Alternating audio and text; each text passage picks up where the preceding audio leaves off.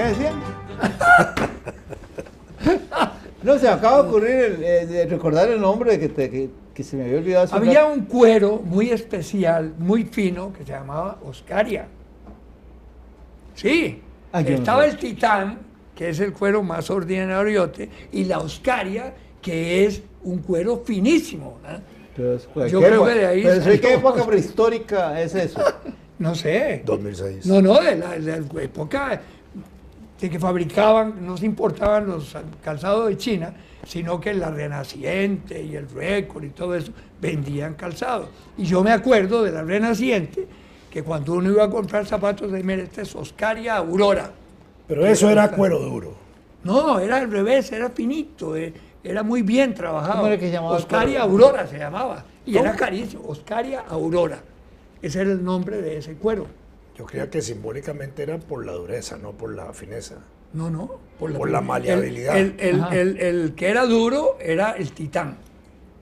Yo anduve muy metido, nunca importé, pero iba mucho porque mi papá era muy amigo. Pero ¿cómo ponemos el ejemplo de la Oscaria y el titán en el ambiente político que hay hoy en el país? Ah, bueno, eso... No, yo estaba contándolos y yo dije Oscaria.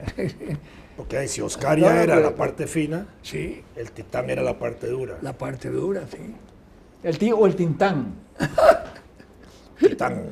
Los titanes mitológicamente. Averiguate con la... Vos tenés que tener amistades entre los zapateros. Es que yo recuerdo, no? Sí, bueno, yo porque ellos conocen. Yo recuerdo que usaban para el cuero suave. Los vi trabajar en talleres. Usaban otra palabra que no era esa. ¿Oscaria? No. Debe ser que en Alajuela el cuero fino era otra clase. Ahí no había cuero fino. Ve, en la Renaciente, que eran un par de larguiruchos así, flacos, italianos, eran muy amigos de mi papá, entonces siempre él paraba, en ese entonces se iba a pie, mi papá se iba a pie por la avenida Central a su oficina en el edificio Hermosi arriba, y antes frente a lo que se llamaba el garaje San José. Por años estuvo ahí. Y siempre paraba y conversaba. Entonces, cuando yo salía de la escuela, me iba a la oficina de mi papá para venirme con él. Y entonces siempre pasaba a la Renaciente y hablaba con los flacuchos estos. Y hablaban de que tenemos una importación de Oscaria Aurora, la mejor, vea, doctor, claro, tóquela. Eso era la marca, entonces, la marca era... No, la Oscaria Aurora, sí. Yo de chiquitillo y hasta adolescente tenía que ir a zapateros de barrio. Claro. Porque primero no había una industria de zapatería en el país grande. No había. Lo que habían eran zapateros. Y segundo, yo tenía un piezote gigantesco. Todavía lo tengo. Mi pie es de 44 centímetros. Puchica, ¿eh? Según mamá... No, cuando metes la pata es en grande. Según mamá... pero nunca te caes, entonces. No, según... Siempre caigo parado. Claro. No, pero según mamá yo nací con ese piezote así. Sí. Y también nací con una cabezota gigantesca. Entonces... Yo debe haber sido como un fetillo muy raro, ¿eh? Una cabezota grandísima que lo dijiste vos, y un pie grandísimo. Y yo digo, solo el amor de mi mamá me pudo salvar a mí. Porque yo nunca tuve problemas de sentirme ni cabezón ni patudo. Y yo, para ir a comprar zapatos, yo tenía que ir, cuando no me lo hacía el zapatero del barrio, tenía que ir a la fábrica Entre Ríos. Había una fábrica Mickey. A mí me llevaba mi mamá al mercado central, ¿cómo se llamaba? Eran clavicosi, para la escuela. Y ahí en la fábrica, habían unas hormas grandísimas, hormas grandotas. Sí. Y habían pies más grandes que el mío, yo me acuerdo de eso. Ahí me impactaba ver unos piezotes así grandototes. Y allá me mandaban el zapato ya hecho a una tienda ahí en el mercado central. Y ahí entonces ya íbamos mamá y yo a recoger el zapato. Eso es lo que recuerdo. Cuando vino la integración económica centroamericana, a mí me resolvieron todo el problema de los zapatos. El lugar donde pero jodieron a los zapateros del país. Fíjate si recuerdo lo del mercado central, que el lugar donde me llevaba mi mamá se llamaba La Marcha de Cádiz. Ese era el nombre de esa zapatería. Sí, la marcha. Y era el clavicosi, que era pues para la escuela.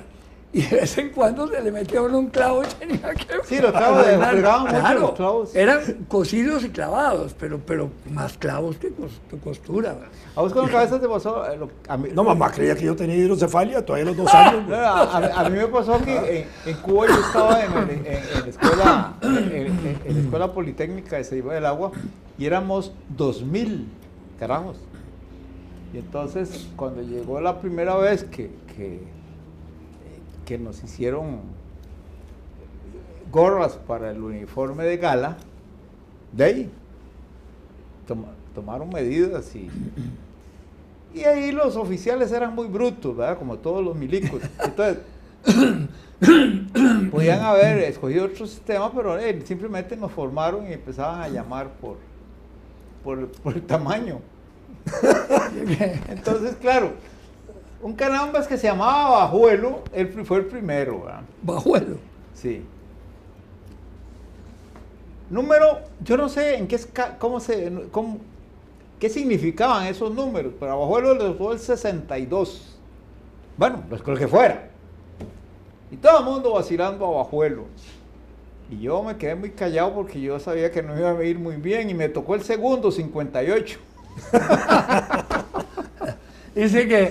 Es como cuando yo entré al colegio, había un primo mío en cuarto año que le decían chuleta, ¿verdad? Ay, precioso. Puta, si yo sí sufría en el primer año de pensar en qué momento me decían a mí chuletilla o algo así. Oye, me dicen que... Pero bueno, pero nunca me pusieron en chuletilla. Dicen que vos llegaste donde tu mamá y le dijiste, mami, ¿por qué a mí en la escuela me dicen cabezón? No, mijito, no seas tonjito, no. Y me daba vuelta de la cabeza a la mano.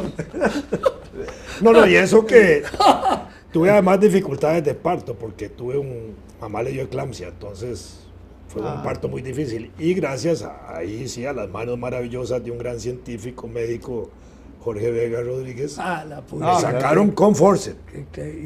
Ahora prohíben. Tengo los dos forceps. marcas de Sí, aquí en a la mi hijo mandíbula y en la Álvaro frente también aquí, con el forceps, pero dichosamente no se me dañó la cabeza más de lo que ya la tenía de grande. A propósito de cabeza no grande, sino de forma rara. No. ¿Ves lo que está No, diciendo? es que mamá decía que la cabezota mía grandota era así de chiquitilla también. Entonces yo me decía como el ET, como el extraterrestre. Me manda un amigo. Solo que que de ya vez no en hay cuando, colochos. mamá, se le da por mandarme rareza, me manda un despacho de prensa muy serio donde comunican, comentan que han comprobado que el hombre de Paracas no era Homo sapiens. ¿Está riendo? Oh, claro, ya veo por dónde vas, pero bueno, seguí. Ya, bueno, ¿y? Resulta que hay un lugar en Perú donde exploraciones arqueológicas han encontrado un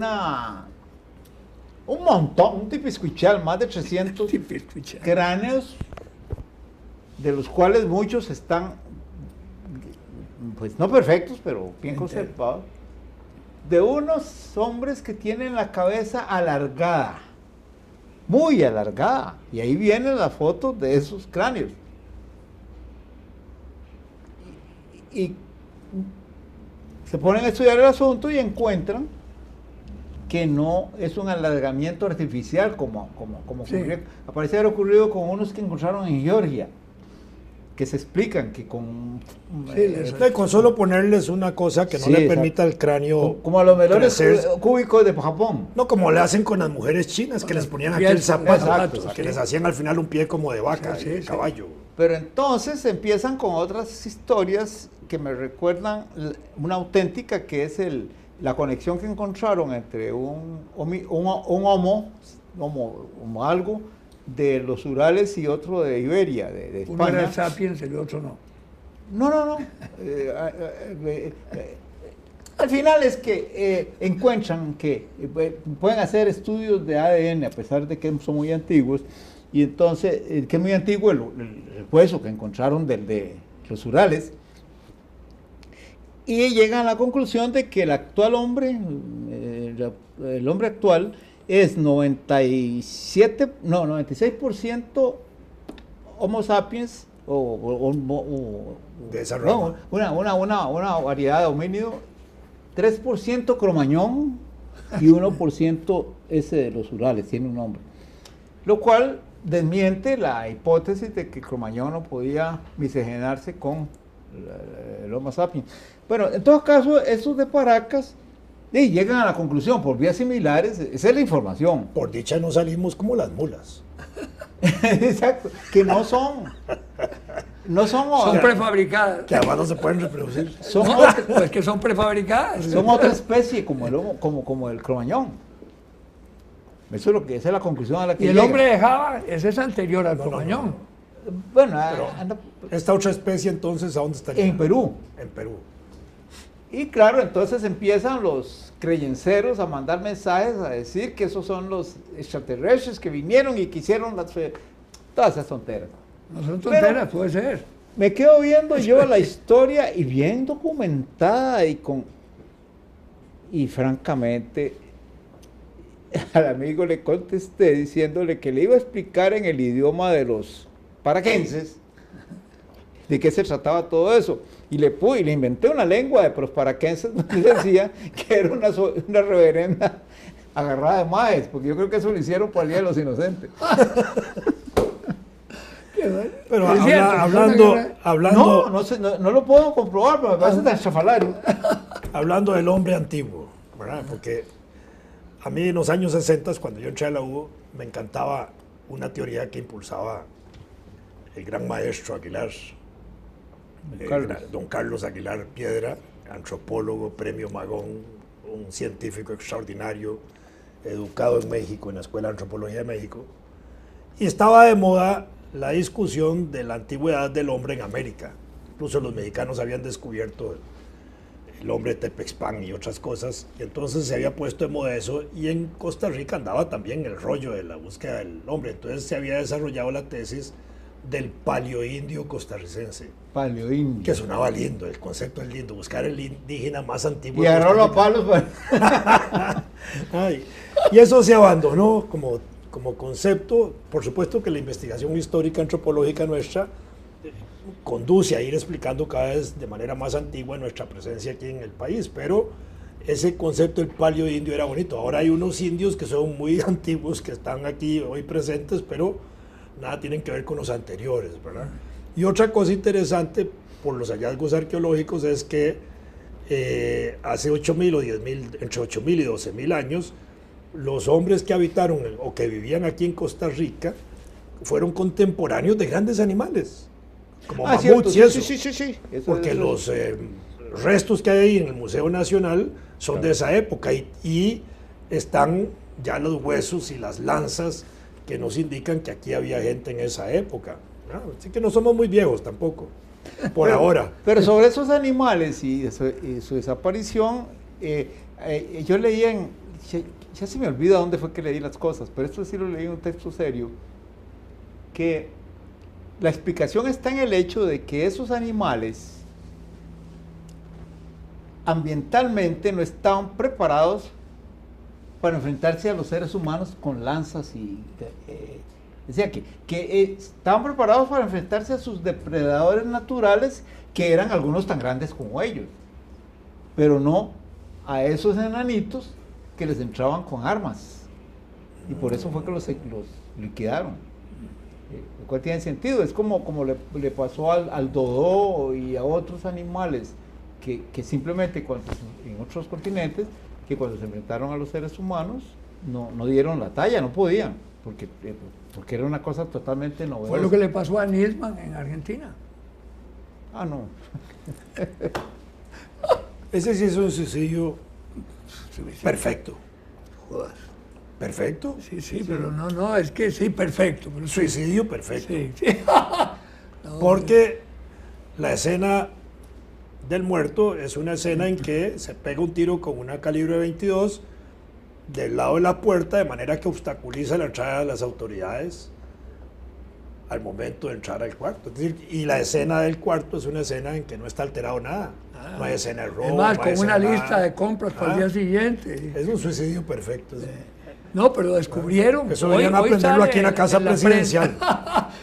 hoy en la prensa sale que se descubrió que hay una entrada del apartamento contiguo que se comunica directamente. Bueno, sí, lo hizo más perfecto. Entonces no es perfecto. Entonces no es perfecto. Más perfecto.